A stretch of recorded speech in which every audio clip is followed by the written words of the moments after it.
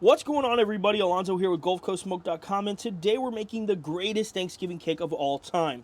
I promise you I'm not basic, and neither is this cake. I'm way too excited for this one. Let's get right into the cook, and let me show you what to do. Am I a pastry chef? Absolutely not. Do I know what good cake tastes like? Absolutely I do. Is my wife right behind the camera, and is she going to help me all the way through this cook? You're damn right she is. This is going to be super duper simple, just like I said a second ago. I want to show you guys something that you can really make for that Thanksgiving flavor.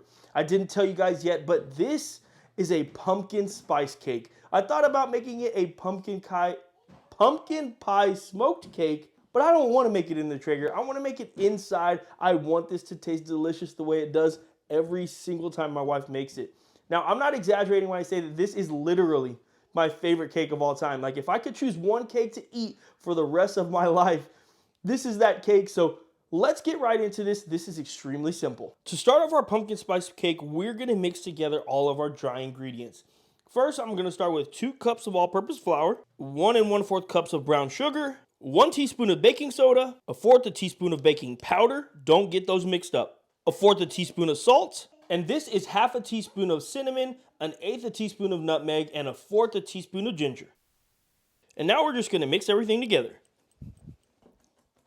And when you're done, this is exactly what it should look like. And now that we have all of our dry ingredients mixed together, let's move right on to the wet ingredients. We'll start with 2 eggs, 1 cup of pumpkin puree, 1 teaspoon of vanilla, 1/2 cup of buttermilk, and 1/2 cup of vegetable oil. Just like the dry ingredients, we're going to get everything mixed up. And once we've got all this mixed together, this is exactly what it should look like. Now we're going to pour our wet ingredients into our dry ingredients. Make sure to do it this way. Make sure to use a spatula and get everything out. And now for the 3rd time today, you're just going to mix.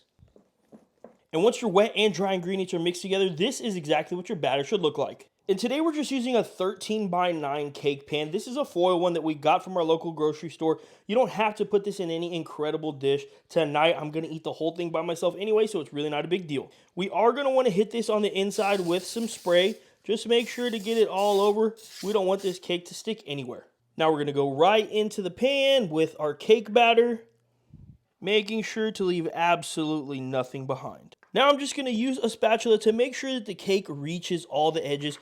Now, this is in a foil pan here, but I do want to make it look as good as possible. Now, I told you that this was going to be super simple. Now we're going to put our cake into the oven at 350 degrees for 33 minutes. This is the hardest part of the video. I have to wait now.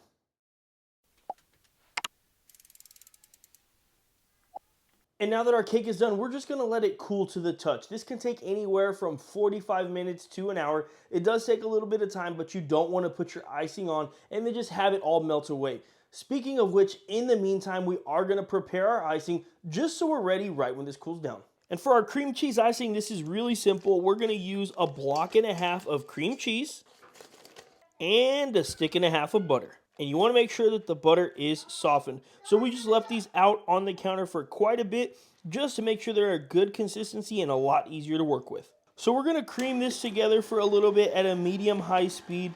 We just want to make sure that it mixes and there's a really nice consistency there. And after just about 15 seconds or so, this is exactly what we're looking for. We're not done yet, but this is what you want. This is what you want to start with. Now I have 4.5 cups of powdered sugar, and we'll start putting this in slowly but surely. So we'll probably put about half in the mixture first. And the reason is we just don't want the powdered sugar to fly everywhere when we start mixing. Now for this, I'm going to make sure to start really nice and slow. Now we're going to stop and add the rest of our sugar.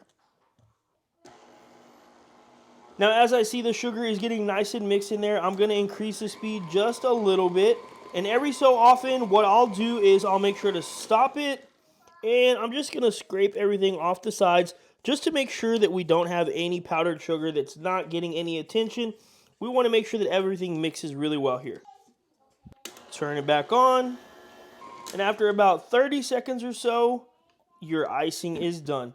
You can see we have a nice smooth consistency here. Again, you can kind of scrape everything down just to make sure that everything is incorporated, make sure that there's no powdered sugar left over, but this is looking really, really nice. And if you look at our icing here, you'll see that it's a really nice and smooth consistency. That's why it's really important to make sure you're using room temperature butter and cream cheese, because if it's a little bit colder, you're gonna have chunks in there, and that's not what you want. And at this point, if you guys wanted to add food coloring to your icing, you definitely could. We won't go through that, but we are gonna make ours orange just to go with the Thanksgiving theme. And now it's time to ice the cake.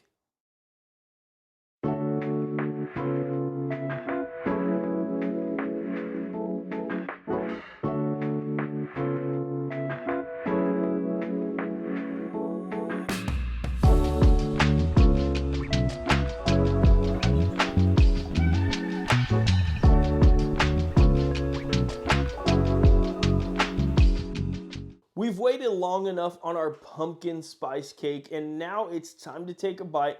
I'll tell you what, again, just to reiterate, this is extremely simple. I've had this so many times, I already know it's gonna be good, but I'm gonna taste it on camera for you guys and try and talk about it. Cake looks nice and fluffy. I already know that it is oh so good. I don't know what it is.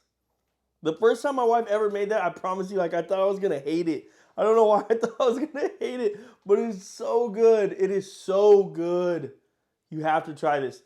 You have to try this. You have to try this. Just, I don't know. I think you guys can tell when I genuinely like something, and this truly is something that I genuinely like.